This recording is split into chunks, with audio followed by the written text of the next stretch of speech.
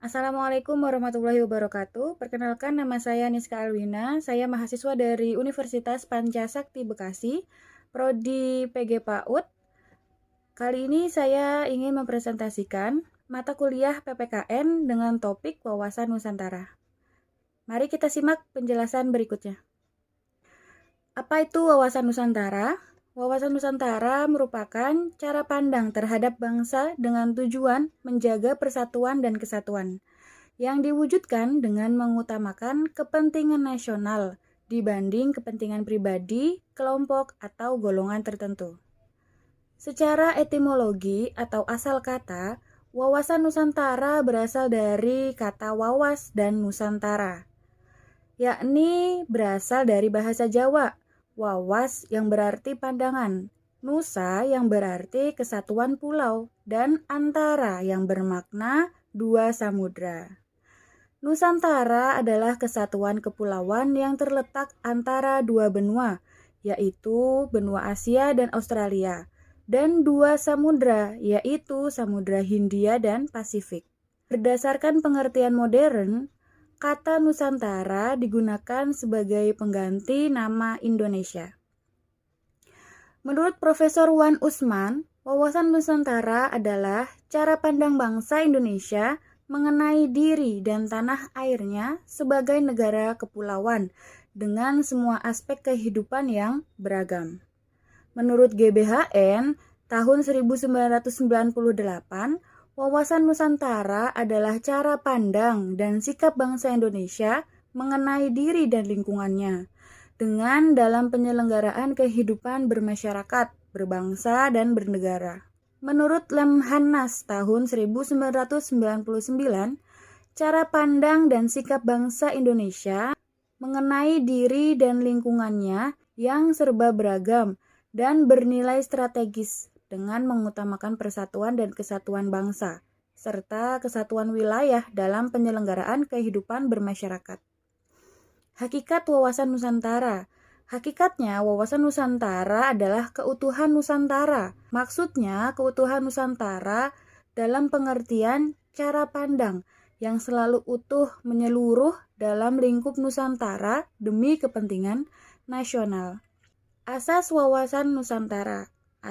Asas wawasan Nusantara merupakan ketentuan atau kaidah dasar yang harus dipatuhi, ditaati, dipelihara, dan diciptakan demi tetap taat dan setianya komponen pembentuk bangsa Indonesia terhadap kesepakatan bersama. Jika asas wawasan Nusantara diabaikan, komponen pembentuk kesepakatan bersama akan melanggar kesepakatan bersama tersebut, yang berarti tercerai-berai bangsa dan negara Indonesia. Kepentingan yang sama ketika menegakkan dan merebut kemerdekaan. Kepentingan bersama Indonesia adalah menghadapi penjajah secara fisik. Sekarang bangsa Indonesia harus menghadapi penjajah yang berbeda. Misalnya dengan cara adu domba dan memecah belah bangsa dengan menggunakan dalih HAM, demokrasi, dan lingkungan hidup. Keadilan, yaitu kesesuaian pembagian hasil, jerih payah, dan kegiatan baik perorangan, golongan, kelompok, maupun daerah. Kejujuran, yakni keberanian berpikir, berkata, dan bertindak sesuai realita, serta ketentuan yang benar, biarpun realita atau ketentuan itu pahit dan kurang enak didengar. Demi kebenaran dan kemajuan bangsa, hal itu harus dilakukan. Selanjutnya yaitu solidaritas, yaitu keperluan kerjasama, mau memberi dan berkorban bagi orang lain tanpa meninggalkan ciri dan karakter budaya masing-masing. Kerjasama, yaitu adanya koordinasi saling pengertian dan didasarkan atas kesetaraan, sehingga kerja kelompok, baik kelompok kecil maupun besar, dapat mencapai sinergi yang lebih baik. Selanjutnya, kesetiaan terhadap kesepakatan bersama untuk menjadi bangsa dan mendirikan negara Indonesia yang dimulai, dicetuskan, dan dirintis oleh Budi Utomo tahun 1908, Sumpah Pemuda tahun 1928, dan Proklamasi Kemerdekaan 17 Agustus 1945.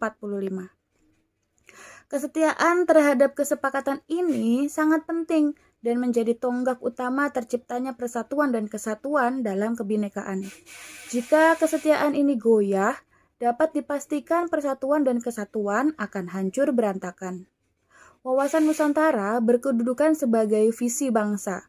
Visi bangsa Indonesia sesuai dengan konsep wawasan Nusantara adalah menjaga bangsa yang satu dengan wilayah yang satu dan utuh pula.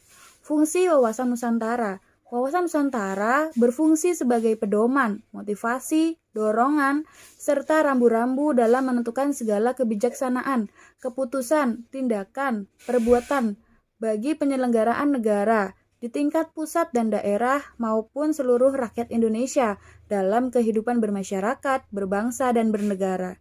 Tujuan wawasan Nusantara adalah mewujudkan nasional yang tinggi di segala aspek kehidupan rakyat Indonesia yang lebih mengutamakan kepentingan nasional daripada kepentingan individu, kelompok golongan, suku bangsa, atau daerah.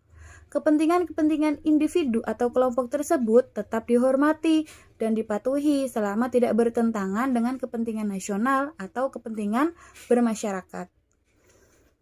Nah, itu tadi sedikit penjelasan saya mengenai wawasan Nusantara. Sekian dari saya akhiri. Wassalamualaikum warahmatullahi wabarakatuh.